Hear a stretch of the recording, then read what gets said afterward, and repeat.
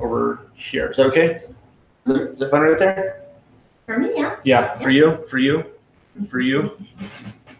Fur coats. This is it. We haven't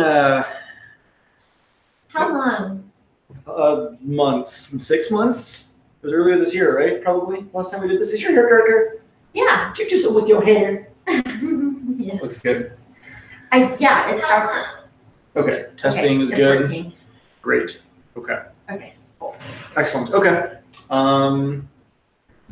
Keep mine right here, so in case I don't have 10% battery, so we'll have to just deal with that. Okay, I'm just making sure everything's good and working.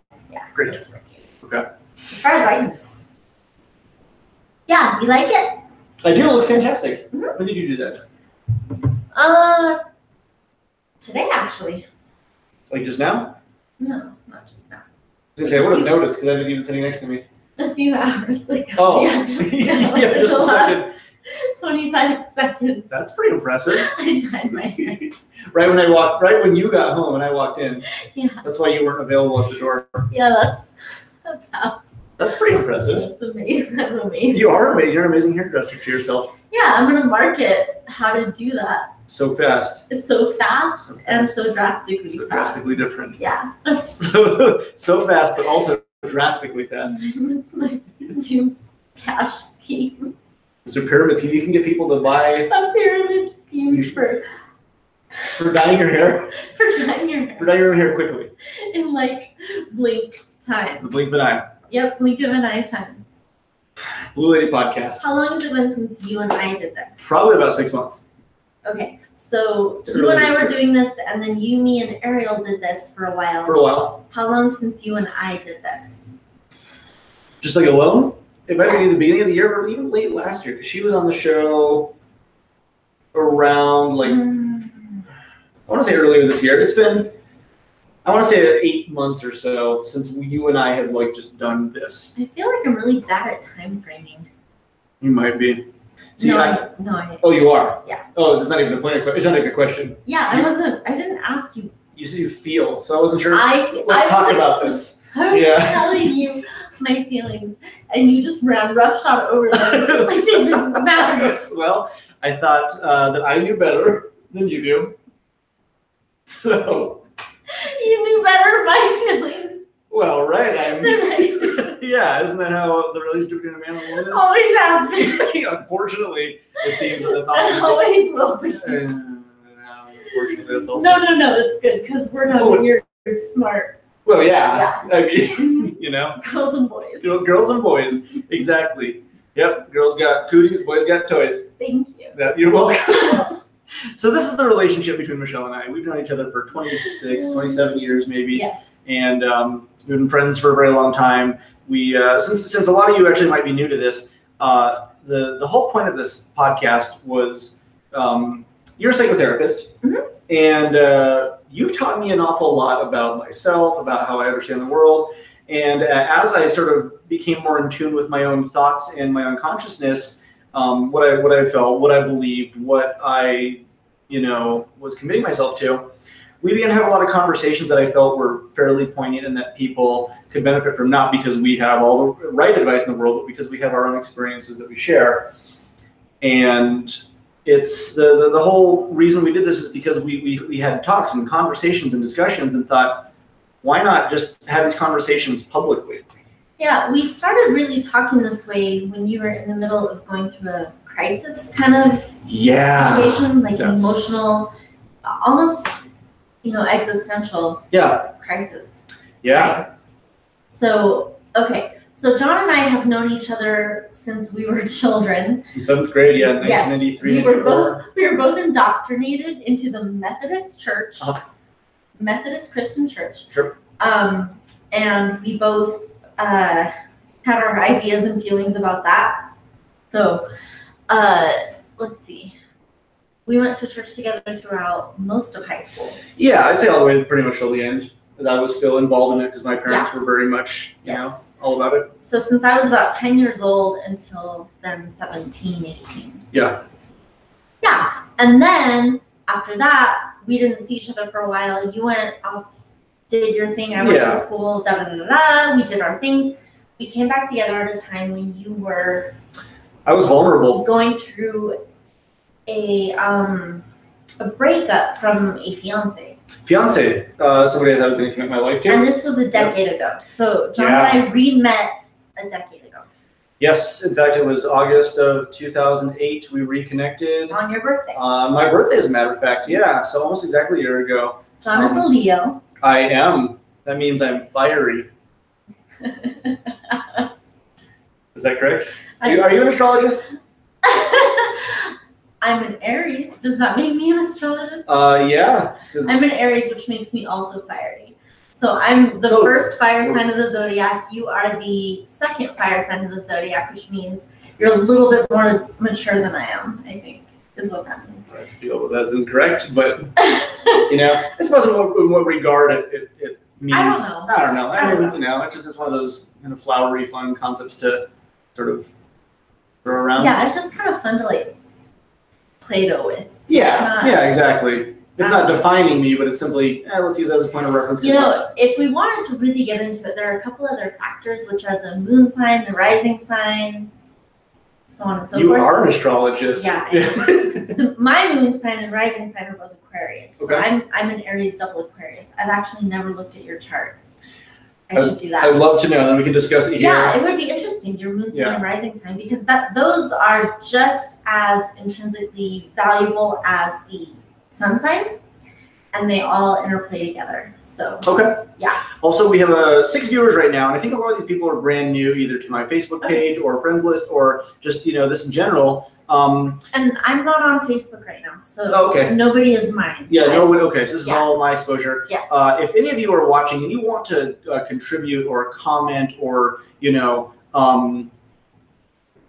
voice your opinion on something, ask questions or reaffirm. You can private message John. Mm-hmm. You can text message John. You can open forum here. Yeah, absolutely. I'm all about it, and this is oftentimes what we'll do is we'll just sort of chit-chat between ourselves, and sometimes it's really poignant, sometimes it's kind of loose and just kind of fun, but sometimes people will come in and we'll have a conversation about that the entire time. Yep. And that's okay too. There's no necessity of flow to this. It's simply whatever happens. So, yes. And sometimes it's deep, and sometimes it's a bunch of bullshit. We have fun, we talk, and we're both comfortable with both. Yes. So. Yes, absolutely. I think it's very fun to be sort of freeform and just sort of let it happen. Yes. And just take it as it comes. So thank you guys for joining us this evening. If you've watched the past episodes, and there's a ton of them on the page here, and I'm still slowly working at getting them uploaded to iTunes and other podcast websites. I'll have to look into information so I can share that with people appropriately, because I don't even know where to send them right now. Podbean, Blue Lady Podcast, I think. How long has it been since you? It was last year sometime, probably November, as I started doing that. Almost a year. Really slowly. If I do one a year, I can catch up with this. By the time you're dead. By the time that maybe on my deathbed, I can click the final one and be like, episode complete. Yeah. Okay. This episode. Yeah, this one. All right. When you're 90. Yeah, I'm looking forward to you guys hearing this eventually. So, but one of the most important things about the podcast that we decided was really going to be really good was just life gets hard. Sometimes you don't know what to do. Sometimes you don't know where to go. Sometimes you don't know how to express something. Mm-hmm. And I don't know if I really had the need to bring up anything this evening. Actually, I have one, which was I was talking to a friend of mine today, and we'll talk about that. But sometimes these things are themed. Like sometimes you'll be having a specific set of thoughts that you want to address, or I will. Mm-hmm. And or sometimes it's just let's get together and do this, because every time I've done this with you, it's been good for me. I've missed you. I've missed you too. I've missed this. I missed the people and the fun and the. So what went haywire for me was just my life in general. So for some months now, my life went haywire. So I suspended my availability. So you and Ariel did a few, right? We did a handful, yeah. Not a whole lot, maybe 3 or 4. Because we were, you know what? I think that's what it was. Is at the beginning of the year, we were like, oh, let's do this every week, and we did one maybe every month, and then eventually it was every month and a half, and eventually it was we're just too busy. Just screwed. Yeah. Well, I am recharged. Recharged. Feels good. Good. It does feel really good. Rejuvenated. Revived. Revivified. Revivified, exactly. You were vivified before. Then I wasn't. And then you weren't, and now you're revivified. I'm resurrected. You got resurrected, exactly. You were dead for a bit. Yeah, I died. That's heavy. Those are the big ones. You didn't even come to my funeral. You know you're dead. You just gotta come to the next one. Oh, the next, okay. Or we're done for good. Yeah, exactly. Otherwise, I'll die forever. Or I'll die forever. Yeah. Not just for a while. Yeah, not just this time. Yeah. Call the bluff. Yeah. But you know, something that I was actually talking with a friend of mine about earlier, and something that I've noticed as well, and we might as well get into this, is I like to take on a lot. And I think I accidentally take on a lot because I feel that if I'm busy, that I'm doing something right. And if I've got nothing going on, that something must be going wrong. So I purposefully will like over encumber myself. And not necessarily with like bad things, but things that end up tiring me out so much that I begin to be like, hey guys, you know, get off me because I'm busy.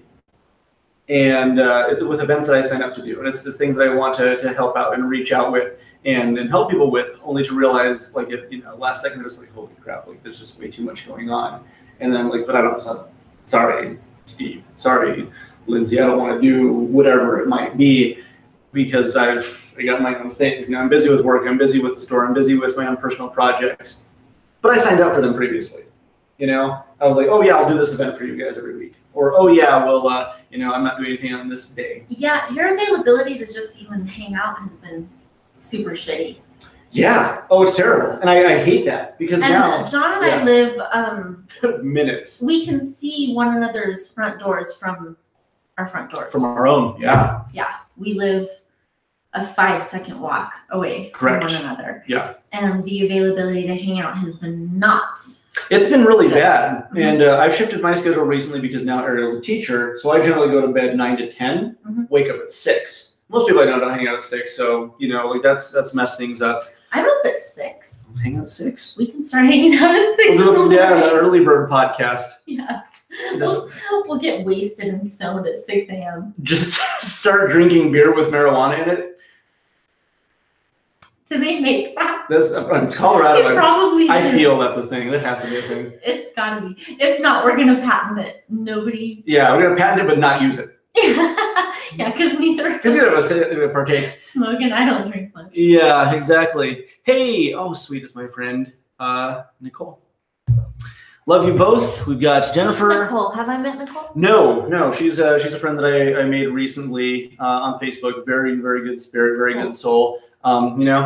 Everybody's always going through their own stuff. We talked a little bit today, and she's just a really good person, good energy. Cool. Yeah, really, really fantastic person.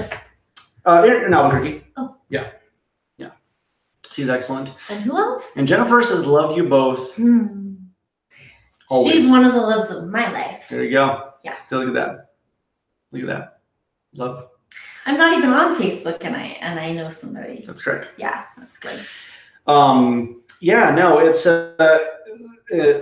so I was at her place of work today, and we were talking. My other friend, and she was just at her job, and she was just like, "There's just so much going on. I know it's like my job, but like, it's just so much, and it's a constant stream of here's where I am." But the bigger question wasn't necessarily oh, should I do my job? But do I want to be here? Do I want to continue doing this? I want to do other things. And this is sort of like the interim until that hits. But I know what it's like to be at a job where you finally hit the point where you're just like, it's too much. Like you're feeling like just inundated with just the work itself, which is what you've signed up for. You're willing to do it, but it can get hard, What does she do? Server. What now? Server. Okay. Yeah. What does that job entail? Just constant waiting on people, going back and forth and grabbing food, and here's this and a daytime restaurant, nighttime, daytime, alcohol, nope, heavy, nope. But just constant, which, you know, and in some ways is good because being constant means time goes by usually much faster. Yeah. And I like being busy because it means I'm constantly sort of like aware of what it is that I'm actively doing, and time just goes, you know?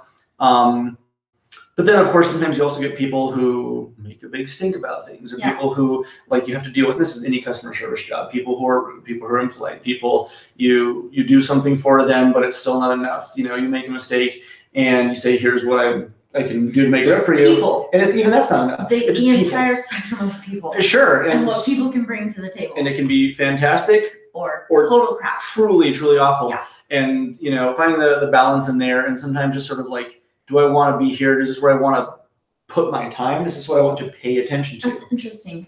Okay, so that what that conjured in my mind was there's a big fat difference between a job and a career. Sure.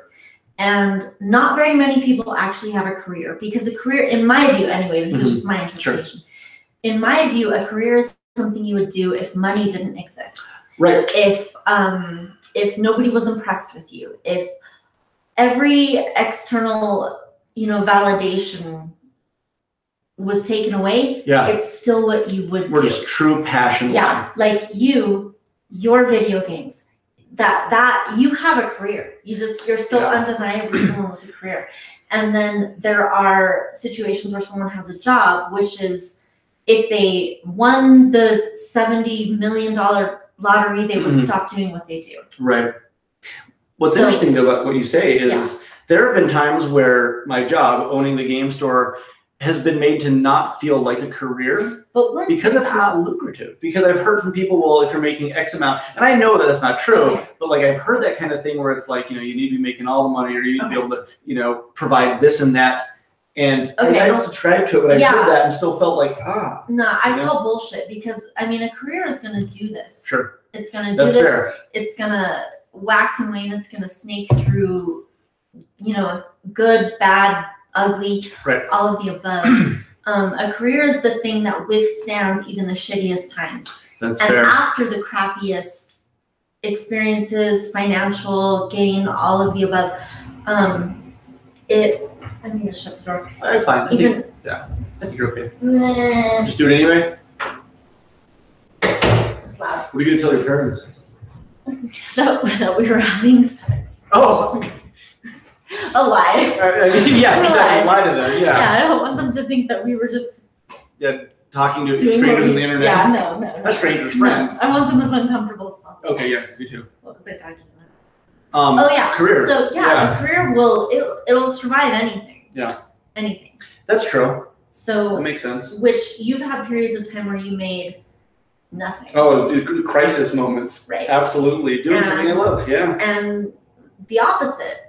You've had periods of time where you were appreciated, periods of time where you were certainly not. You've had lots of different experiences with what you love. That's true. But what you love hasn't been altered because of any of that. That's true. It was genuinely where I wanted to be, even through the bad. Yeah. Oh, yeah. Exactly. Absolutely. So if money didn't exist, if approval, disapproval, fame, non-fame, if all of that didn't exist in the world whatsoever, it's still what you would be doing with yourself. Because and this is how I perceive career and also talent. I think they're kind of one and the same. Is inspiration, not motivation. What you are made of. You are completely made of that vein. So that, I mean, anybody around you would be able to say, yes, he was built for that. Yeah. I couldn't see him doing anything else whatsoever. It's like Jack Nicholson playing the Joker. It just makes sense. You know? Yes. Or how about this? The entire casting of the 90s Adam Sandler movies.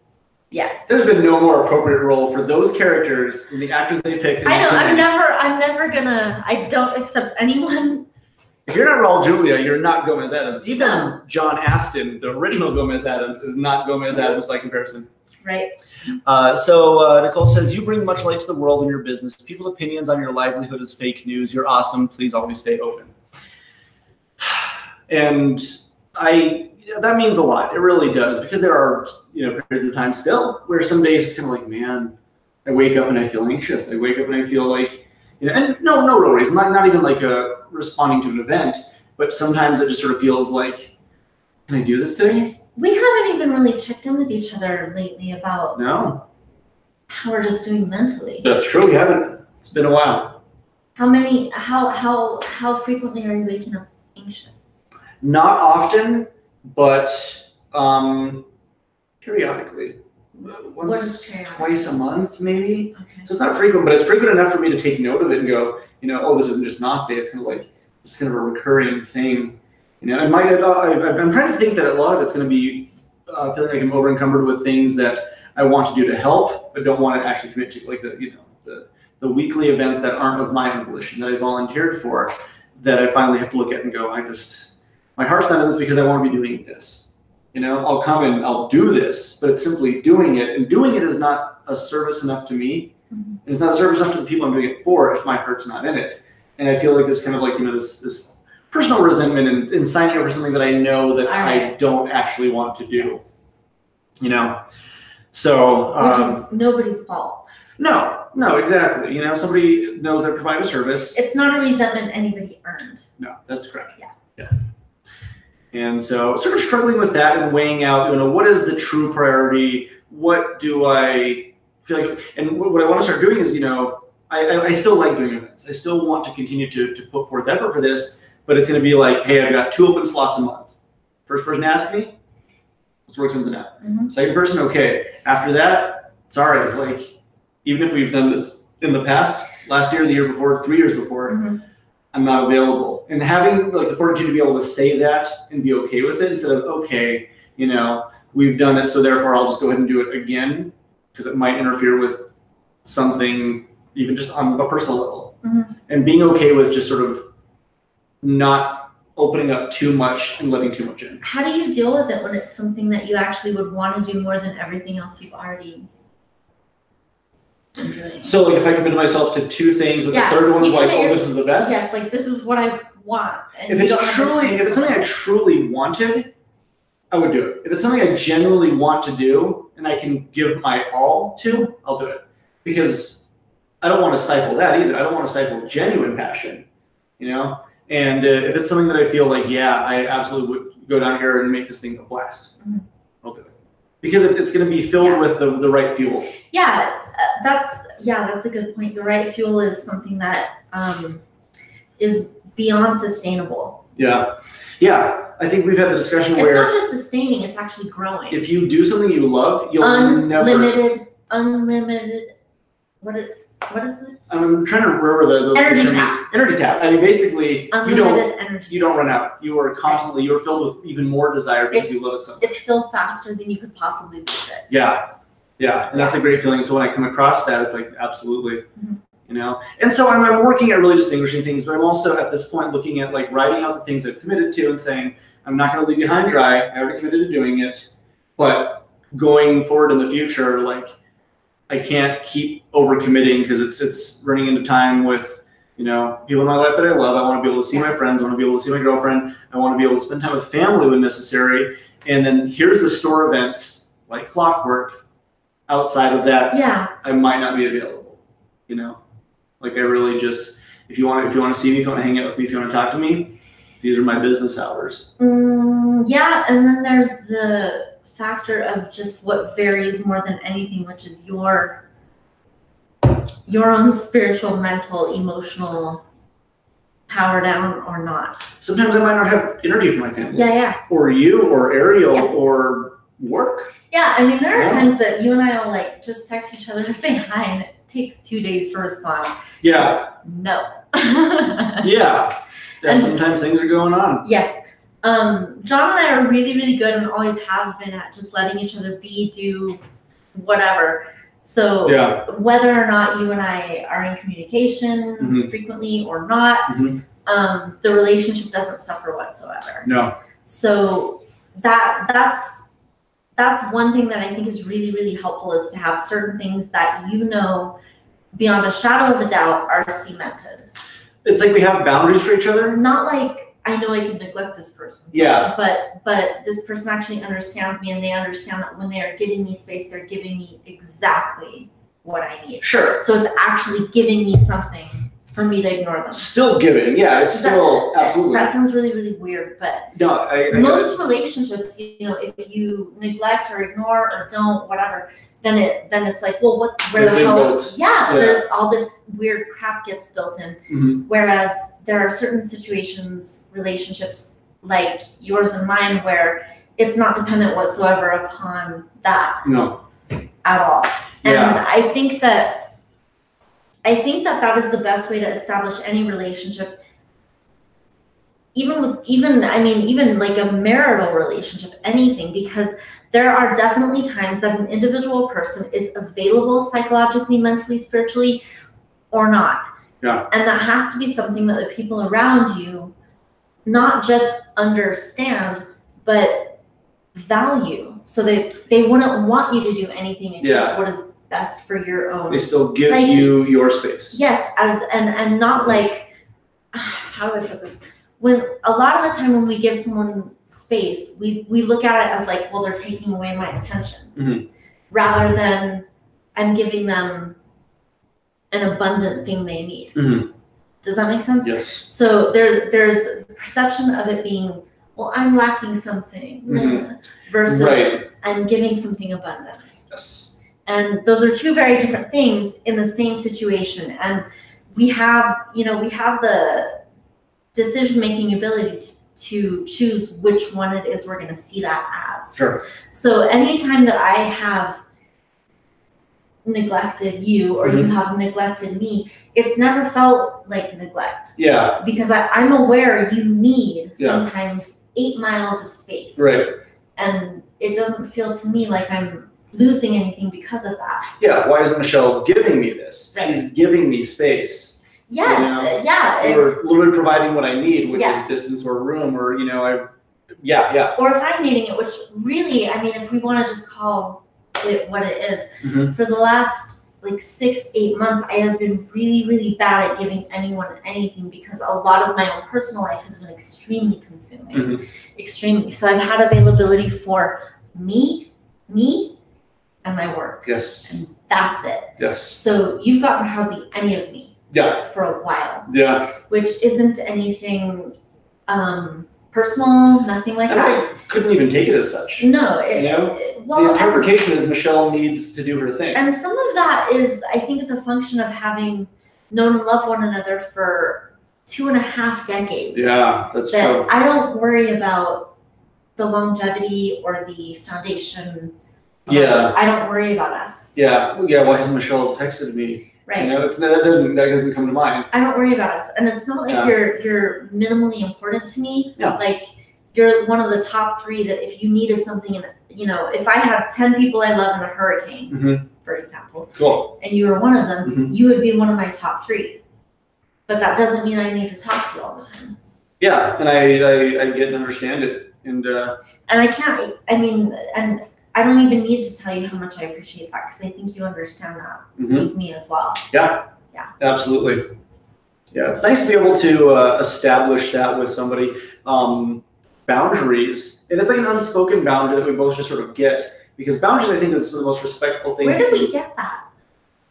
How did we do that? We just fine-tuned it because, as we were hanging out, we sort of dated off and on for a little bit, and then went our own separate ways. For a year, 2 years. Yeah, there have been times that we've almost pathologically relied on each other. Yeah. And then times it's been the healthiest in terms of, I don't know what any scientist would tell you is healthy. Yeah. Relationship, all of the above. And so, we've kind of explored every realm that we could be, gone for years. Yeah. Upset. Yeah. Rejecting. Yeah. Encompassing, including. In love. Yeah. Out of love. Friends, rivals. We've kind of explored almost every relationship other than mutually murderous. Yeah, exactly. Stab each other at the exact same time. Right. In the vital arteries. No. We take turns. Stabbing each other? You go first. Yeah, exactly. I stab you first, and then you might stab me later. Depending what I got in me, yeah. Yeah, depending on how much blood I'm going to have an IV, so I have extra blood, so I have more time to stab you, and you'll... you'll think you have won, but instead. Well, then there's another area of relationship we haven't gotten. That's true. We haven't gotten to that point yet. That's maybe at the end. You're 90. I'm 90. Oh, you're 90. I'm 90 now. Pretty good for 90. I mean, you live like a day over 84, but like, you know, it's pretty good. That's why you dyed your hair. Yeah, because you're 90. When I dye my hair, I'm able to walk without a walker. The hair dye allows you to walk without a walker? Like it infuses. Oh, hold on. I just want to understand that. And I all of a sudden have my own teeth and not dentures.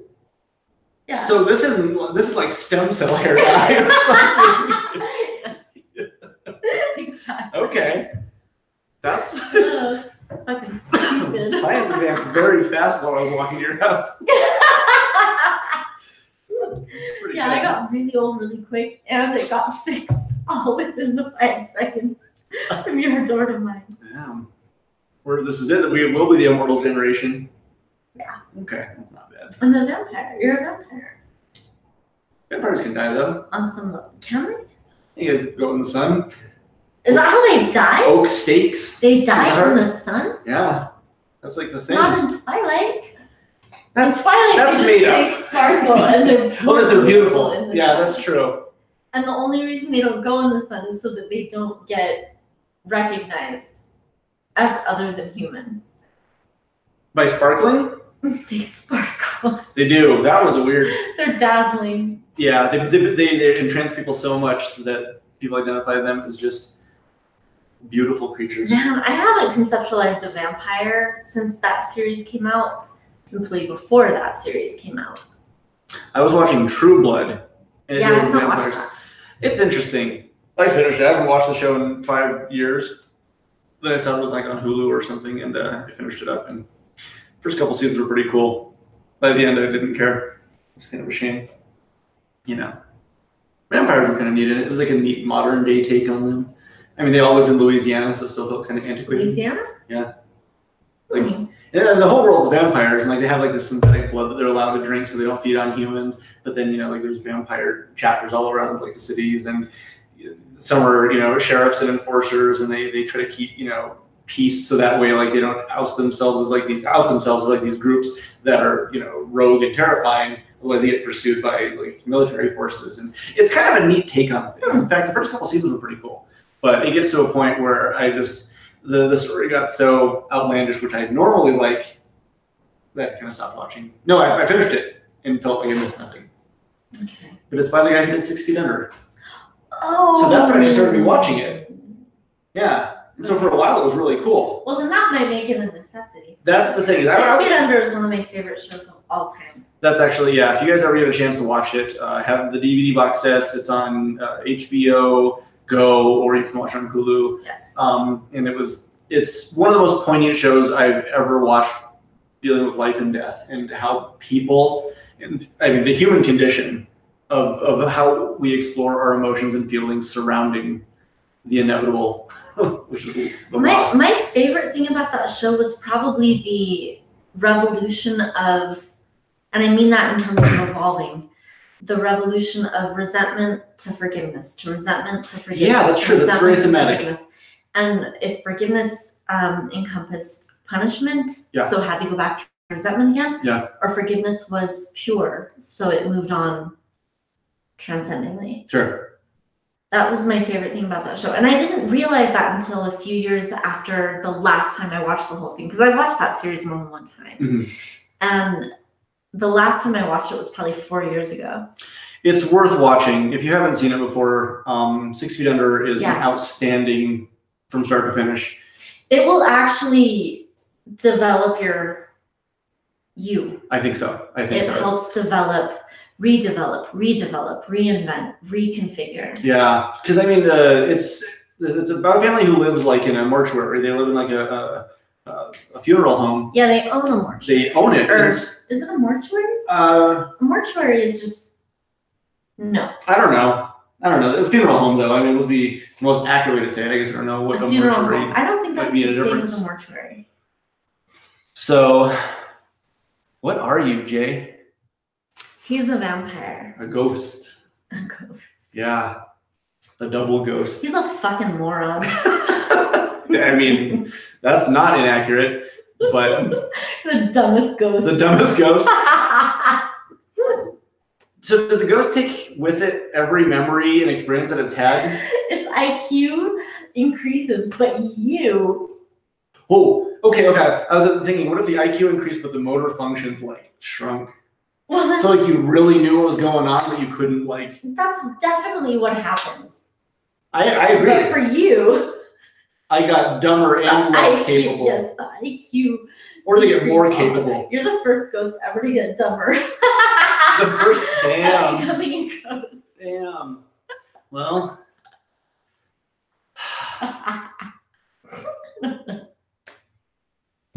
Casper seemed to. No, he was just a little kid, though. Does that mean just a little kid died? Was he a kid when he died? Well, I mean, he actually a kid as a ghost, right? Yeah, but in the movie, when he became a human, he was like this. Dennis the Menace. Like super, super hot 18-year-old.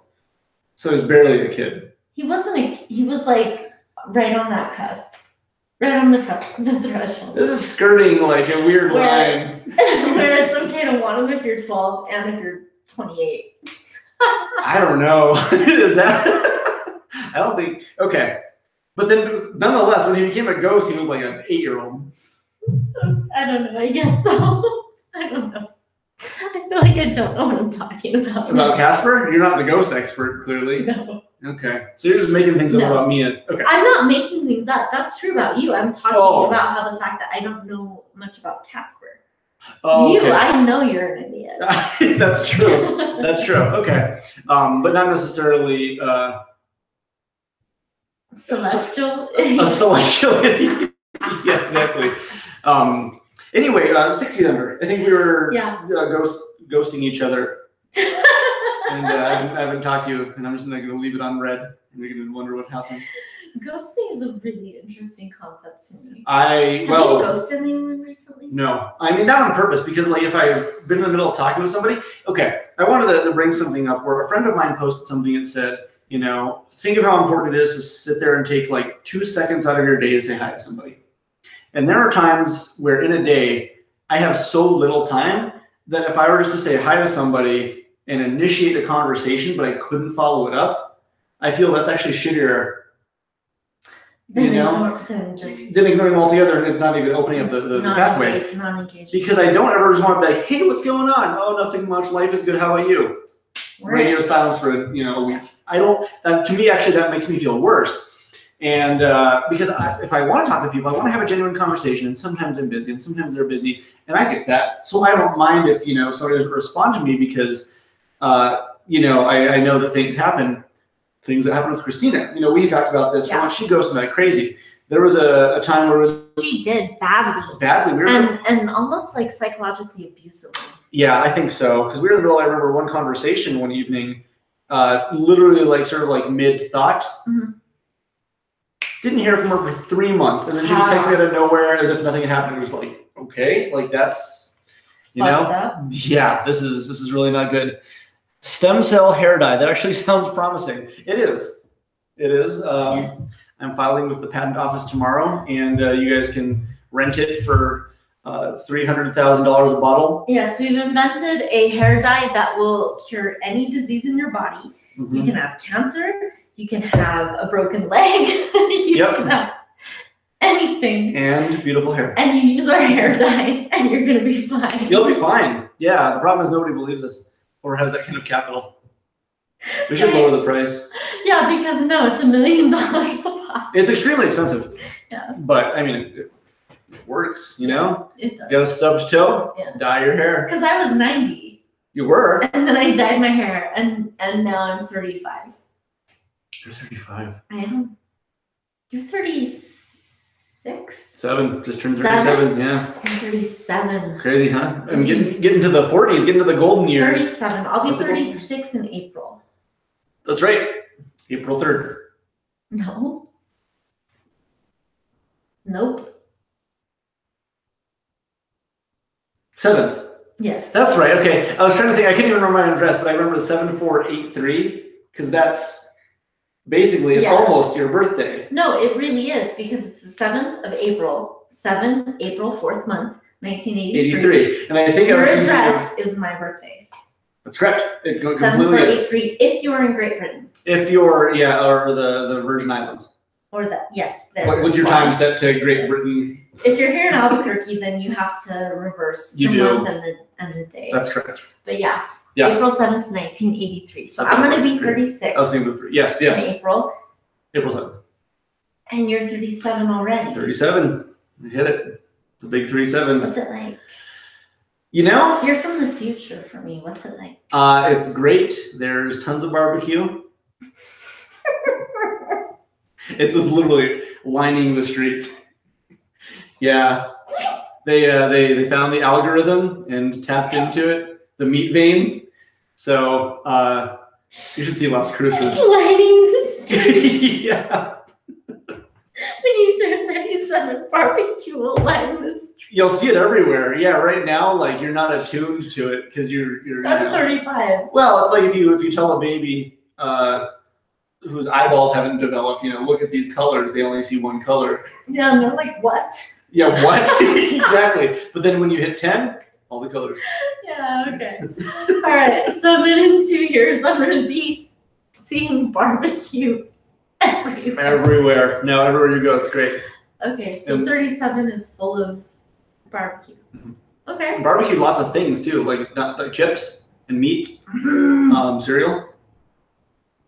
Barbecue cereal? And barbecue Cheerios. Ooh. Yeah. Is that disgusting? That sounds extremely gross. Lowers your cholesterol. No, it doesn't. Have you ever eaten Cheerios? No. Well, not once. No, I have. I know you have. I've had a lot of Honey Nut Cheerios. Those are pretty good. Mm-hmm. You remember those Honey Smacks? They look like June bugs. Mm. The mascot's like a little frog with a hat. Yes. Yeah.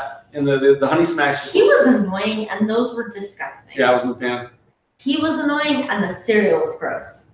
That was I agree. a bad combination. And I'm a proponent for almost every cereal out there. Mm-hmm. That's like the one that's gonna just like worry about it. Pops is one of my Life. Life is great. Cereal and the original Life. Corn Pops. Because they've come out with all kinds of weird crap. Well, like Cinnamon Life and Yeah. Which is all good. Yeah. But the original Life. My thing is, I love like sugary cereals Mm-hmm. with chocolate and fruits and all this kind of nonsense. But I also just love boring ass bowls of cornflakes. Boring ass bowls. Yeah. No additives, no toppings, no. It's just. Also, cornflakes have wheat in them. Or I can't eat them. Cornflakes, like the number one thing that should just not have any wheat because it's cornflakes. I know, but apparently the factory in which like they cook them up is just barley infested or something ridiculous. So then why do they call it what they call it? Catchy, I guess. To kill all the people that are addicted, that are like not addicted, but what is it? Aversive to gluten. Yep, if you're a celiac or you actually have a gluten allergy, like you're actually allergic to gluten, sorry, buddy. Then the cornflakes are gonna hurt you. You're not even gonna see it. We have, let's see. Hey, John, long time no see. It's Rudy. Hope it's been good at Gamers Anonymous Kingdom. Dude, sometimes cornflakes taste sweet to me. I like them too, though. Have I met him? Rudy? Mm-hmm. No. Okay. Yeah. No, there's probably gonna be a lot of strange people on here that you've never met or even heard of. Oh, well, then that means I'm a stranger too. You're the stranger in this scenario. Exactly. Welcome to my circle. Thank you. You're welcome. So, thank you guys for joining us. We're still talking about just whatever, it's always just. Oh, it's weird to be on here and not see Kevin, Byron. The regulars. Yeah. Every week. Well, who were regulars a year ago. Oh, yeah, that's true. And time ebbs and flows. Like I said, I fucked off for a while, but they were, at my request, I was like, every week. I want to do the podcast, but get the hell out of here for 9 months. Yeah. And we'll start it back up. Yeah, no, John kicked me out. I did kick you off the podcast. Yeah. I was like, don't return until mid-September. He beat me up. Mentally. And physically. Well, yeah, I use my brain to control my fists right into her head. Yeah. And I went into neurons a coma. firing like crazy. I went into a coma, so I couldn't be here. Speaking of comas, have you seen the movie The Big Sick? No. I recommended it to you. It's on Amazon. Actually, it was published through Amazon Studios, so it's on Amazon. I did put it on my queue, though. Absolutely watch it. Okay. It is very, very good. And it just, coma reminded me of that. Watch the movie and you'll see why. If any of you are here and you have not seen The Big Sick, I absolutely recommend it. I watched it on my birthday, and then I insisted Ariel that we watch it again because it just was one of those movies that like it gripped me. And there's not a lot of movies that I'll watch consistently over and over, especially within a short time frame. This one I could watch it again. Just one of those movies. Awesome. Yes. Okay, good. Yes. We should come up with different varieties. Like, if you want to be younger, use this hair dye. If you want to be cancer-free, use this hair dye. If you want to be... But it's all the same. But if you want to... revealing our secrets. If you want to change your blood type. Oh, so you're like... If you want to be taller. A positive. Yeah, I don't like A positive. A positive is like so dumb. Yeah, give me some O. Yeah, give me O. I want O. Yeah. So you can do that. But the secret is it's all the same. You just market it differently. So some guy... Yeah, I want more cerebral fluid. Yeah, I want more just, my brain's not juicy enough. I could go for some more juice. Yeah. But they don't know that it's all the same, and so you market it. No, we market every different one. Well, correct. And that takes advantage. Yeah, I think it is. Correct. But it's the same thing. Yeah, so if you're like... And what it is just an all-encompassing perfect serum. So does it work like in tune with your own psychology? Which is really not smart. They don't know. They do. No one's read the bottle. Yeah. The podcast is about swindling our friends with and telling them, hoping they don't remember. Yeah. And telling them, and hoping we're charming enough that they don't remember. Yeah, I think that's appreciated. That's good. That's really good.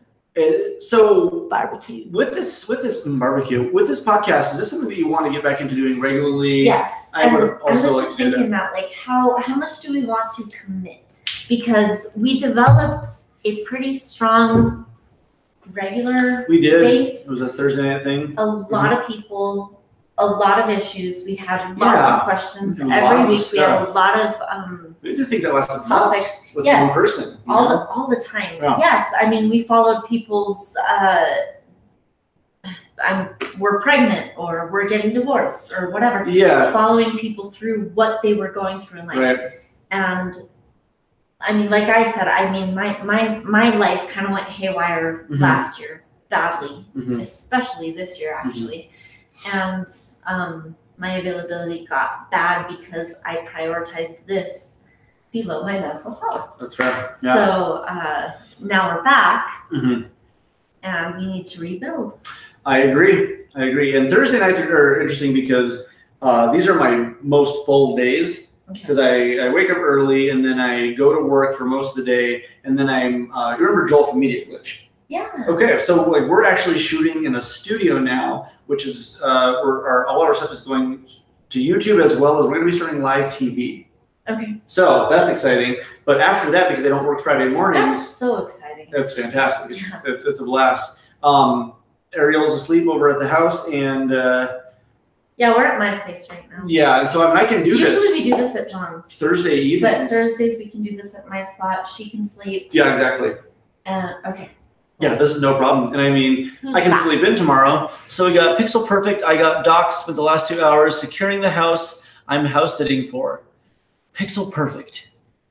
I want to know. Sorry, I don't mean to distract. No. The whole point of this is, so the chat section of this podcast. We don't just do this for us. I mean, we can do this by ourselves anytime. This is arguably one of my favorite parts, is people talking to us and contributing. Yeah, because we don't like each other. Yeah, this stupid idiot is in my house, and we're in my house. God, you're dumb. Greg Klein. Okay, gotcha. How's it going, Greg? I don't know who that is. Yeah. Have I met? Well, unless I have. I don't think so. Okay. Yeah. Very nice to meet you. I've known Greg since he was like 3 years old. So I went to school with his brother, and I was friends with his brother. So I knew Greg was really little. And then in recent years, he's been around in like the our community circle and page, and been active. Nice to meet in you. That scene. Yep. Nice to meet you, Nicole. Absolutely. Who's the other one I haven't met? Let's see, Rudy. Yeah, nice to meet you, Rudy. Yeah, so we have a lot of cool people here. It's really great to see, and the comment section actually has always been one of the most important parts of this as it's developed. And Jen, I love you too. Absolutely love you too. Because people will, like, from week to week, they would say, here's the thing I'm going through, and then we wouldn't just be responding ourselves. Yeah. We'd have supported responses in here. Everyone spoke to each other. Yeah. And everybody supported one another. And checked in on each other. And from week to week, it was kind of like, here's an update on how I'm doing, and people would talk about that and be supportive. And it was like an ecosystem that was just as important as what's happening right here. Yeah. So, yeah, absolutely. So, how much do we want to commit now? I'm available. I mean, my availability has completely opened up. Sure. Completely freed up. Sure. So I'm sort of extremely flexible to you. Okay. Well, if Thursday nights can still be consistent like this, I can do. Yeah, absolutely. So For me, 10 o'clock ish is actually going to be the best time to come in for me, because my thing usually ends by 9 or 9:30, so I can come back home, get this ready, and do it. Is Ariel asleep when you get home? Well, she actually comes to that with me, and the moment I get home, she just goes to bed because she's got to be up at 5:30 or whatever. Okay. And so that's like the one night of the week where she'll sort of hang out with me, since we don't get a whole lot of time together. Okay. Tuesday nights are kind of a day that we hang out. Saturday nights are sort of like the 2 days. Tuesday and Saturday, the 2 days we have to spend time together, and even Tuesday is mostly her being at school. So we're trying to figure out a good schedule for us as well too. Cool. So you guys are in flex. Yeah. Yes. So in terms of this and Thursday nights, you guys want to commit? Anybody in this chat room? You guys down with joining us regularly? Let's go back to Thursdays. Thursday nights, just like old times. Wow, exactly. There's the moneymaker right there. Got a good strong grip. It's because of my hair dye. Because you're a gorilla. I'm a gorilla. Gorilla girls. A gorilla girl. Yes. You guys should. I haven't met Michelle yet. Hi, I live across town now. Sorry I haven't come by the store. I'll make an effort to come by more. Been also going through a lot in my life lately. And if you're ever comfortable, feel free to share it. If not, no worries. If you ever want to, if anybody ever also wants to share confidentially, and we can talk about it, text me. Yeah. We can always do that. And we'll keep your information confidential. Completely. Whatever. If you wish. Or you can open forum it here, because everybody, I mean, in our experience, have been really supportive of one another. Yeah. And helpful, and providing insights and ideas that you and I don't come up with ourselves. Yeah, so absolutely. There's so much brain power here, and so many, two heads are better than one, Yeah. but 5 are better than 2. That's correct. 25 are better than 5. What if they're ghost heads? I guess the ghosts get smarter. Yeah, they get smarter. Sorry, I was thinking you're from the one only of those ghost dumb ghost thoughts. Yeah, you're the only Let's one see. that Johnny still have to stupid. watch The Time Traveler's Wife and Age of Adeline. I spaced out, but if you guys are going to be somewhere after 5 p.m., I'll be there. Well, I mean, we're talking 10 p.m. Usually 10 p.m. is probably when we're going to be doing this podcast. We'll start shooting for 10 generally. Okay, that'll work for me. Cool, works for me as well. We'll shoot for 10. It might be 10:15ish, whatever, but 10. Yeah, basically the 10 time frame. Around 10. We'll post it. And if you guys haven't already, if you're on Facebook, go check out the actual page, the Blue Lady Podcast, or you can just be on my page as well, and either way is fine. I might get back on Facebook soon. But do it under an alias with like a cool picture. I probably need to do that. Yeah, it might make it easier. Yeah. Yeah, but like make your picture like a wolf and change your name to like Celestial Starchild. Okay. Thanks. Yeah, you're welcome, John. I'm gonna do that. It's nice of you to do that for me. Yeah, it was for you. Yeah, well, okay, no. Yeah, well, it's there. Go find it. Yeah, go add me. Cool. That was What fast. time is it? What time isn't it? It's 11:14. Okay. You can systematically eliminate all surrounding times and figure out what time it is just by knowing what time it's not. You know it's not midnight. So we should deduce. You know it's not 6. It's not 6. See? Yeah. Halfway there. I know that it's not 7. Correct. Or 8. Closer. Or 9. Or 9. Or 10. It can't be 10. We started almost. So it's got to be somewhere between 10 and 12. It's got to. What? You've narrowed down to 2 hours. Okay. Anyway. Let's see. Check out Crash Override Network if you're worried about doxing or creeps. Was made by Zoe Quinn, whose ex-boyfriend started Gamergate. Yeah, that's actually really interesting. And we can get into this sometime, like in a more in-depth conversation. I don't know if I've talked too much about Gamergate. No, and I have to be educated on this stuff because I'm not in the gaming community whatsoever. Yeah, it was a whole movement. I've loved John for a long time, and I hate what he stands for. She hates that I love video games. No, I love that you love video games. I just don't love them or care. Oh, you don't love them? Yeah. You hate them actively. No, I don't actively hate them. I did, but I have since forgiven games. Is it because I play video games? No, it's because forgiveness is for the forgiver, not the forgiven.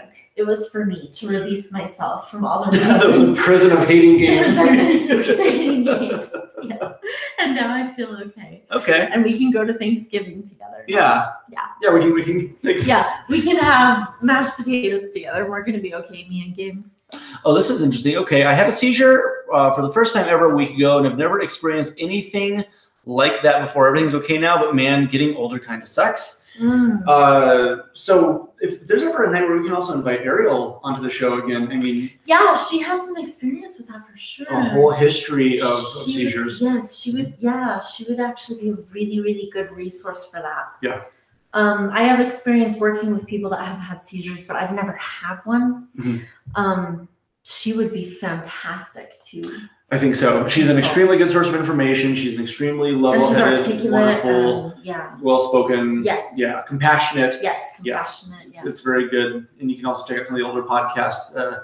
She actually might have even addressed it because I believe we had one of her friends who had been talking about seizures and, not remedies, but, ways to deal with it and things to look into to try to deduce the cause. I don't think I was. I don't think you were there for some of those. Yeah. So then that was one of the few that I wasn't around. Correct. Yeah. Earlier on this year. Yeah. Okay. So, yeah, all the podcasts without Michelle are the best ones. Yeah. If I'm not there, it's going to be good. And if if you're not there, it's going to be great. Yeah. How do you know tonight's episode was fantastic? No, we've had so many good conversations. You've seen me open up. You've seen me cry. You've seen me heal. You've seen me angry. You've seen seen me break. Yeah. Yeah. And vice versa. I'm very differently expressive about it. That's true. Very differently. Whenever you get sad, you throw up. on the. Yeah, like on the into the camera. Yeah. I get upset. Well, because what you do, this is kind of cool, is you throw up through your straw. Yeah, into the lens. That would suck really bad. I don't want to use my words. Yeah, so you just vomit instead. I want you to all interpret what I feel. Yeah, exactly. Understand through action. The contents of my gastrointestinal system. Let's see. So I went to see a doc. Let's see. If you do take any legal or illegal drugs, then make sure they don't increase your likelihood of having seizures. A lot of over-the-counter stuff has really bad side effects. That's true. Some of them really will lower the seizure threshold. Yeah. And it's important to know which ones with your, and this is really, really specific, but with your blood type, with other medications that you are taking, age, other conditions that you have, certain eating habits that you have will contribute to the seizure threshold. Yeah, that's absolutely true. See, also some are designed to be anti-seizure, but can cause seizures if you don't taper off them. Yeah, drugs are a complicated thing, Like, I was doing a lot of research yesterday, actually, about the chemical, not composition, yes, the chemical composition of them, and I still didn't understand. I tried. I spent hours yesterday trying to look at chemical compositions of different antipsychotics, antidepressants, anti-anxiety meds, and I could not wrap my head around it still. Yeah, that kind of stuff's complicated. It's like a doctor will tell you, here, take this, and then you take it and you see what happens. But really what is happening, it's altering your hydrogen, your carbon, your nitrogen. It's dealing with all of that stuff, your serotonin, your all of your reuptake. And we take stuff without even understanding that. I was researching without getting anywhere in terms of my understanding. And this is stuff I have worked with and dealt with and talked about for years. And still, I was like, why is this so ambiguously described. I mean, and I dug yesterday, and it wasn't like I was finding stuff and not getting it. I wasn't finding what I was looking for. Like that information was not available. It was so weird. That's fascinating. It was actually really disturbing. It's frustrating to me. Yeah. Yeah. It was really disturbing. It's like it just dances around. It did. It's like here's the chemical composition. And here's how it looks in a molecule. And I'm like, I don't give a shit about that. Yeah. I want to understand its relationship with my brain chemistry. Yeah. I could not find anything that would be honestly expressive about it. What are you about? You should just go to like the Walmart pharmacy and get something and they hand it to you and be like, listen, I don't give a shit about how any of this works. I just want it to work. You know? That's what I'm gonna do. Yes. And if it doesn't, I'm gonna psychiatrically show you. Yeah, exactly. I'm gonna be crazy. I'm gonna come back and you're gonna see it. Yeah. Oh goodness. Okay. I respect anyone in the medical profession as long as they don't work for big pharma. What were you researching? I don't take anything over the counter other than dispensary marijuana, and strangely enough, it happened shortly after smoking with some friends. That's complicated. I know marijuana and like CBD can have a really great positive effect on calming the brain. Well, it's like anything; it has a different relationship with any brain chemistry. Yeah, like you're your own chemical factory. I'm my own. Yeah. One drug isn't going to affect you the same way it would affect you. That's correct. That's across the board going to happen individually between people, which is why they tell you side effects could be 7,000 things. Because it could just be one of those things to one person. Second thing, second person, third thing. Yeah, absolutely. Yeah, and the variables that are complicated. So in terms of that, and there hasn't been a lot of research with that yet. So medical marijuana hasn't been around enough decades for there to be a good scientific basis or empirical basis. So it's probably going to be another 20 years before you really have any actual information that can statistically deduce anything, which doesn't mean anything on the individual level, but it can tell you trends. We don't have enough time with it yet. Sure. It'll take a little bit. Yeah, I thought you were a doctor. I'm not a doctor. Huh. I have a master's. In what? In psychotherapy. Crazy. Yeah, which is dumb. Yeah, I got an associate's in animation, so. So you're better. Who's more qualified? You. I could draw a pill. Psychopharmaceuticals. I'll be quiet. Who your boy? Yeah. Yeah, where your boy at? I know very little about medicine, but I've learned a lot from Ariel, and I've also, her dad used to be a pharmacist as well too. And so I learned a little bit Pharmacists know the most. Oh, it's incredible. Yeah, doctors don't know fuck about medicine. No. Pharmacists, though, yes. Yeah, it's pretty incredible. Yeah. He's a very smart man, and it's really incredible to watch. Sorry, I interrupted you. I don't know, give a shit. You were saying you've learned a lot from Ariel, and from her dad, who was a pharmacist. He was a pharmacist, yeah. And then I started talking, and it wasn't my turn. Fine. You're fine. Wow. Thought we were friends. Nope. I think we keep canceling our friends. This is why we don't have 9 months. We cancel our subscription. Yeah, to each other. Friendship. To friendship, yeah. I didn't renew hanging out with you. Yeah. Let's see. Don't hate the game just because John is a weirdo. I feel like there's a very strong lag somewhere around there, but that's okay. Why would that be?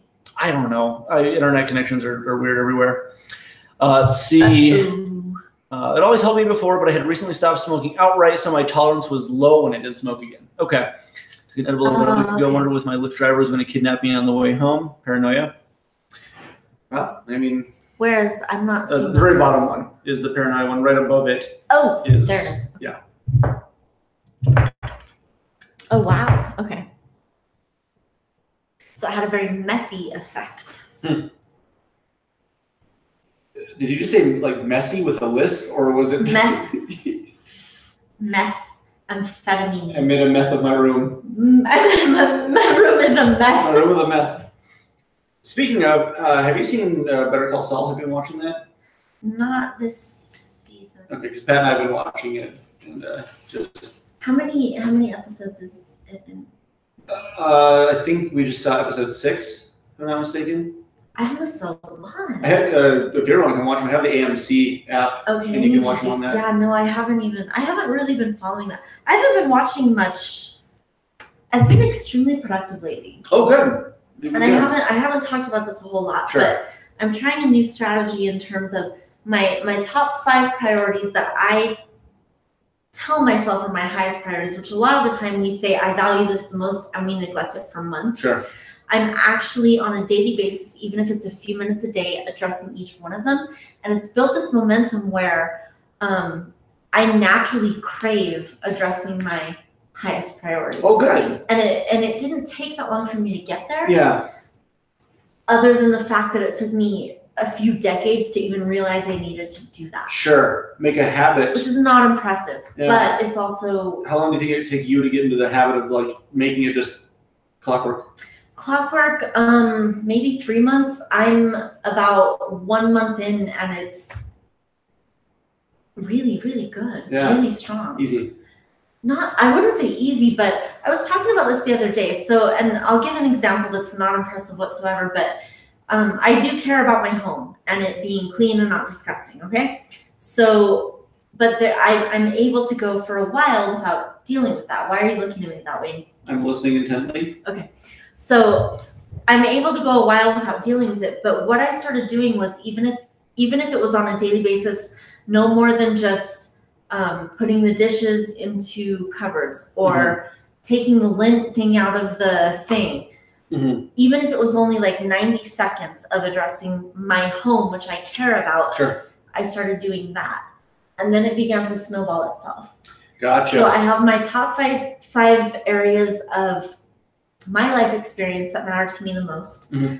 Even if it's only texting my mom something that takes 8 seconds. Sure. I do it. Sure. So it's not impressive, but it has started, like I said, it started to snowball on itself where now those things come forefront to me. It becomes habitual. Yes. You like are almost addicted to needing and to that sounds so juvenile and it sounds so obvious, but you know what? We avoid the things that we care about the most. Yeah. We just do. I mean, if we want to really call a spade, we are master avoiders. We are so good at it. Yeah. And I've been great at it for years. And I decided in the last couple of months, I can't do this forever. I need to start actually loving the things I say that I love, caring about the things I say I care about, contributing to the things I say I want larger in my life. Sure. And even if it's 90 seconds a day, I do all areas. Yeah. Even when I feel like paralyzed, because what's really interesting is sometimes the areas of our life that we matter most, that we identify as mattering the most, we avoid the most. So those are things like the book I've been writing. Yes. I've had times I've been extremely into it and times I've actually been afraid of it. Mm-hmm.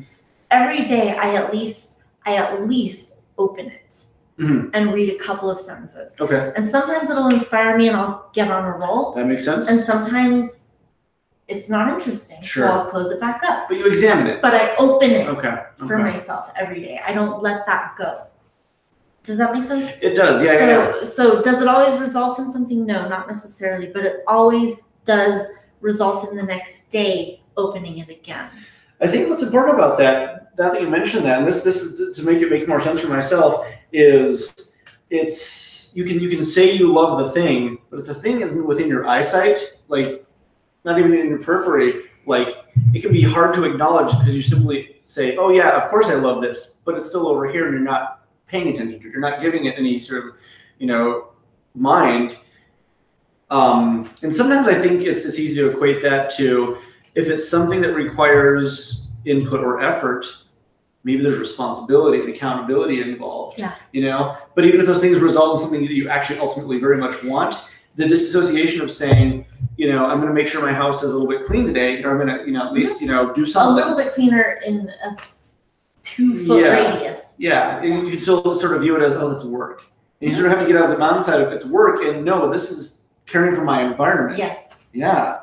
Yeah. And okay, because the areas of our life that we care about the most, if we can drop our own defenses, drop our own fears, drop our own inadequacies, drop our own senses of I don't deserve everything I want, if we can drop that stuff, then those things become extensions of ourselves. Yes. Yeah. Yeah. And it's like breathing. It's like breathing, and it's irresistible.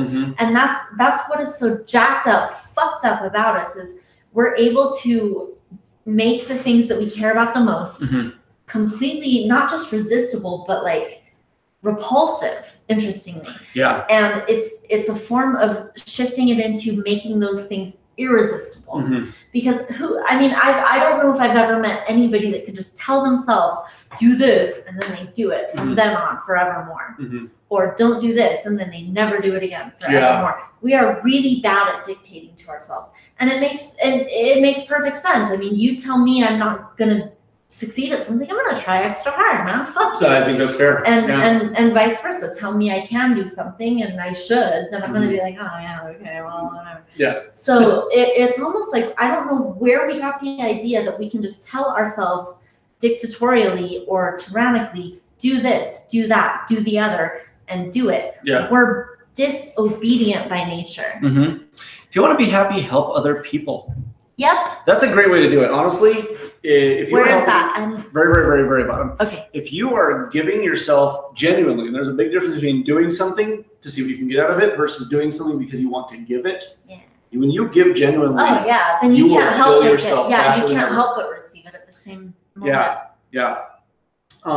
This is interesting that you say this as well too, because I notice I get like in these habits, I get in these moods, these zones where like once I want to start cleaning, I just think about cleaning and I'll do it for a week, 2 weeks, 3 weeks and just go crazy with it. You know, wanting to upkeep the house, I'm working on the garage right now. And because I'm in the middle of doing the garage, it makes me want to do the store. So I get to the store and I want to work on the back room. And I start working in the back room. It cascades. It completely does. And I have to sort of like get to the point where like, as soon as I even like move like 2 things, there's a result, whatever it is. And this is going to sound weird, but I'm going to give you my analogy is that I liken it to when I really enjoy a video game, I think about doing it when I'm not playing it. I just checked out. You have no idea what I'm talking about. No. Yep. I don't know what a video game is. And there are these really neat books that look like pictures that you can diddle. Yeah. But yeah, exactly. But what I've noticed that when I think about doing something when I'm not doing it, that's how I know I genuinely love it and that I need to pay attention to it. Yes. When I started running, I was like, man, I don't really, I'd run half a mile and be like, I'm tired, but I'll just, whatever, I guess I'll keep going. Then one night I was going to bed and I was just thinking about how I wanted to path my run for the next day. And I was like, ooh, I like this. I'm a runner. Clearly, I'm a runner. I'm into it. Yeah, exactly. And it was a fantastic feeling to sort of think that this is now something I want to integrate fully. Yes. Yeah. Yep. When it becomes just actively on the brain. Yep. Also, up earlier, it was mentioned that you should watch the show Atypical on Netflix. What is that? It's about an autistic boy and going to school and how he deals with everyday life, how his family deals with him, his sister, his friends, his counselor, and I've only seen a couple episodes before. Sorry for the hiccups. How many seasons are there? There might be like a second one out recently. I think when I started watching it, there was only one. It's a fairly new show. Okay. But from what I saw, it was very good. I feel like you would really enjoy it. Atypical? Yeah. Is that what you said? Atypical, yes. Okay. Yeah, let's see. John, you should bring your parents on here. They can give some badass parenting advice, I think. I am very lucky for both my parents. Definitely by the time we're doing the show. Yeah, they go to bed when the streetlights come on. Yeah, exactly. That's how you know they went to bed. Because the moment my mom goes to sleep, that's when the streetlights turn on. That's when the city is like, okay, she's powers down her consciousness. Correct. Yeah, there can only be one. Yeah, exactly. She's tapped into the PNM grid. That's funny. It's I would love them to. In fact, I'd love to sit down with my parents sometime and even just record on my phone and upload it later, a conversation with them. You should. Because I feel very fortunate that I've had my parents bring me up the way that I did. It would be interesting to do that so that people can see your origins. Sure. That would actually be intriguing. And most of these people don't know me because we've taken a long, long break. Yeah. But my parents as well would be kind of an intriguing thing to see. Yeah, I think so. Not for strangers, but for people that know me, it would. We should just record all these, put them on VCDs, and then just hand them out to homeless people. Yeah, because... Hey, watch this. watch this on your Well, yeah. deviceless life. Also, nobody uses VCDs in the past 20 years. So, John, origin story.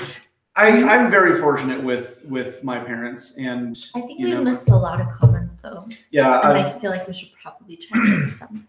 See, it really does bump on one's own self-worth knowing you might have changed someone's life for the better. Helping people really does make you happy. Yes. Kind of like a rush of adrenaline. That is very accurate. Yeah, knowing, and it can be even on like the most innocuous level. If you when I'm at the store and I help somebody find a game and they get excited and you see their face light up, that's still a form of changing somebody's day. Well, and I think that's also metaphysical because in a physical form, I can see that you're John and I'm Michelle. Yes. But in a metaphysical form, I'm a node in a network. Mm-hmm. You're a node in a network. Mm-hmm. And I can't do this without affecting you. Yeah. I can't give you this without it affecting That's me. A great like way to put it. There's like an electrical surge that happens every direction. Okay, let me put it this way. So most individuals, at least, this is not in your life. You're probably way more than that. Probably way more than that. Mm-hmm.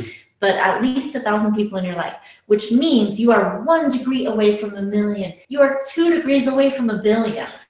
You are a node with a giant network. Mm-hmm. And we look at things as though what I do is not a big deal because it doesn't affect anyone but me. The hell it doesn't. Like what we do can cascade so much farther than any of us are really, really, really able to even. And I just want to off on this. That's a great way to put it. I very much like that. I very much like that description. That's just mathematical, but it's very, very true. I mean, think about it. Like, okay, so my mom died in 2008, right? Mm-hmm. She still affects every single one of my clients all the time. Yeah. And this is 10 years later. Yeah. And that has an effect on everyone that they love. Yeah. And will forevermore. Mm-hmm. Does that make sense? It completely makes sense. Because she has shaped me. Right. And anybody that's open to me being part of shaping them, they're going to take her with them. Yes. Absolutely. So on and so forth. Absolutely. There's nobody I encounter that you are not affecting, whether you ever meet them or not. Yeah. Also, have you guys watched The Good Place on Netflix? It's great. It relates to what we're talking about. No spoilers. The second season just hit. I watched the first season and it's great. God, I'm so out of touch. I know, there's a lot of stuff you need to catch up on. It is a great show. Okay. Helping people is good, but you can't help those around if you can't help yourself. A lot of times, especially this day and age, people seem to spread themselves too thin and end up getting hurt. I think there's some truth to that, is that you really have to make sure you understand what you're doing for you, for your self-care. Because if you want to give somebody the best help that you're able to give them, it's imperative, I think, that you make sure that you are set, you understand, you've given yourself the proper space, room. Okay, all of that is great and semantic and nuanced. Sure. But I think it actually can boil down a lot simpler than that, which will help people actually do it. Because when you have all that many variables, so the one variable I think that matters more than anything is not what you do, but why you do what you do. If you can ask yourself, why am I doing this? Then you're actually going to get the benefit. Then you're actually going to endorse it or stop doing it. So the motivation versus possibly inspiration behind it is what is going to help that be something that is positive, negative, impactful, bullshit. That's more important. What we do is not nearly as important as why we do it. That makes sense. Are you doing it to be right? Are you doing it to be kind? Are you doing it to Am I doing this because you want to benefit yourself from it? Am I doing this because I have so much love in me today that I cannot keep it to myself? Yeah. If that's the motivation, then yes, oh my gosh, go out there and deal with people. If what you're doing is based on fear, shut your damn mouth and don't. If what you're doing is based on revenge, shut your freaking energy, period, and stay in your house. Because actually, it's genuinely bad for the people to experience that part of you. What is your emotional energy center doing at that time? If your why is positive, go share it. If your why is negative, stay by yourself and don't affect others. It does not benefit anybody. It doesn't benefit anyone, and it absolutely does one thing only to yourself, which is damage. That makes sense. So let's see. So the stream is dying. I don't know if if it like pops in and out. Shit. Well, I mean, it's hard to say because we have a full connection right there and your phone's right there. Let's see. Some people are people pleasers. They get manipulated because they're helping for the wrong reasons. Mark Manson wrote an article sort of about this. Was about how men see women as a means to an end. If I date her, she might have sex with me. Instead of thinking I want to date because I like dating. We've had this conversation so many times on the show, and it is a great one to constantly get into and revisit. Okay. Everything you do should be selfless and geared towards self-improvement. Work toward a goal, not work toward taking something selfishly. Let's see, just getting low res sometimes, audio is fine. Well, we've also discussed, and this is part of Conversations with God, something that I still very much keep in mind is selfish is not inherently bad. The word selfish is often perceived as being, just for personal gain, and it divides decisions into two camps. We gave selfish a negative connotation. Yeah. Unfairly, because there's nothing I'm going to do for me that isn't going to impact everybody that I impact. Yeah. If I take care of myself, I can do wonderful things for other people. If I take care of myself, I can't help but do wonderful things for other people. Absolutely. I couldn't stop it if I tried. Right. If I don't take care of myself, I cannot help but do shitty things to other people. And I couldn't stop that if I tried. So there needs to be self-love. So yes, you absolutely have to deal with you on a level that if you were somebody that you love more than anything in the world, what would you give to that person? You have to do that for yourself if you want to be any sort of contribution to anybody else. And that sounds really cliche, but it is literally because your energy does project. So stream quality is still dying. I'm not sure. It sounds like audio is still good. I don't know. We'll figure this out again. Have a good night. Thank you, Jonathan, for coming in. Appreciate you every single time. But yes, selfish. Redefine it in a way that benefits you so that it benefits others, so that you can say, I'm the best me to give to people. Yeah.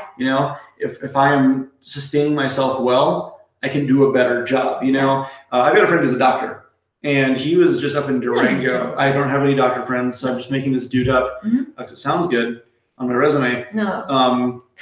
Yeah. And he was, yeah. Sounds good on there. Oh, looks great. Yeah. I met a doctor. Check. Yep, exactly. And he was up there working for almost a month straight, very little time off. And there's like this weird sort of counterintuitive production they put them into where it's like, all right, work 12 hours. And then he goes home and he's like, all right, it's 10 at night. I'm going to sleep till 5 the next morning. Yeah. And they call him in at 1 in the morning. Yes. And then he does it again, and he keeps going. And then eventually it's like, well, you're not doing your job well. And it's like, I don't know. I can't. It's like, really? You're literally not giving me enough time to sustain myself. And I feel that's 1,000 times more dangerous, right? Yeah. To give a doctor who's on 2 hours of sleep your guts and says, don't let me die. Yeah. And if you do, lawsuit. Yeah. Oh, it's a mess. Oh, yeah. And so, liken it to that. And you need to give you yes. First and foremost. And it's not selfish unless you're truly doing it at the expense of others for your gain. It's negatively selfish not to take care of you. Ultimately, completely. Be selfish to be the best you, to be the best for others. So you don't fuck up other people. Yeah, easy to do. Absolutely. Let's see. I know you, Michelle. Message retracted.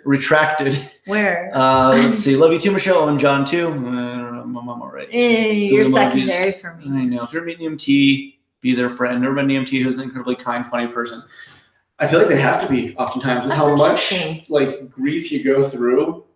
It almost seems like there has to be the counterbalance. Read that again, though. If you ever meet an EMT, be their friend. Have never met an EMT who isn't an incredibly kind, funny person. That's interesting. I've never actually thought about that profession as lighthearted. You would have to be, absolutely. I feel like I would need some sort of balance. That makes sense. I could not do a job with that much weight without having to feel like I needed levity elsewhere all the time. That's interesting. And I never thought about that either. And that's a kind of a good point. And that's not like a brain game. That actually makes a whole lot of sense. I've just never thought about it. Yeah, good way to put it. Yeah. Well, we're committing to Thursday. Thursday nights, I'll do it. Thursday nights. Thursday nights. 10 o'clock-ish. Big 10-ish. piece of pizza. 10-ish. Come over. Okay. Cool. Come over to your house in my home. I'll come over to my house that you're living in. That's across the street from my other house. Okay. Cool. Okay. Thank you for letting me be here. Oh, you're welcome for being in your room that I own. That you've never paid a dime for. No. No. I owned it for years, but thank you. I couldn't do it without you. Yeah. All right, cool. It's ridiculous. All right. But yeah, thank you guys for joining us. Thank you guys for contributing. Thank you for talking and discussing. And we'll be continuing to make sure that we can optimize the stream because it seems like it's mostly okay. Sometimes it's not. I don't know. But yeah, we'll need to look at that. That could be my internet crap. Hard to say. Yeah, we're actually sorry. The computer's tethered to the Wi-Fi on her phone because apparently it's better than the Wi-Fi in the house. It is. That's fair. That happens. And hopefully the connection was good enough. I'll go back and watch this later just to double check. Sorry if not. That's, as long as you can hear us. We'll figure it out before next week. Cool. Yeah. It's good to see you. It's good to see you too. I've missed you guys. Even. I'm John, by the way. John? Joln. John. I'm from Sweden. Sweden? You're just speaking Swedish? I had an accent. I was trying to play with you. You sound Russian now. It did not sound Russian. A little bit. Unless I'm in Moscow. Vodka. Unless I'm drinking vodka. Vodka. Yes. Okay. Sorry. Yeah. Let's see. Yeah. Audio's all right. As long as the audio's okay. That's what matters. I don't care about video. Cool. We're also using the most high resolution ultimate 4K camera, so there's no way this computer can keep up. We'll figure it out before next week. Maybe, yeah, we'll figure out something. Yeah. Don't worry. Okay, but thank you guys for joining, and we hope we love you, and I'm looking forward to meeting you all again because a lot of you are brand new to me now. Yep, absolutely. Yeah. So next week we'll be back 10 to 10:15. Just keep your eyes on my page and the Blue Lady podcast page, and we'll see you guys then. Good night. All right. Bye, guys. Bye. I don't know how to do this.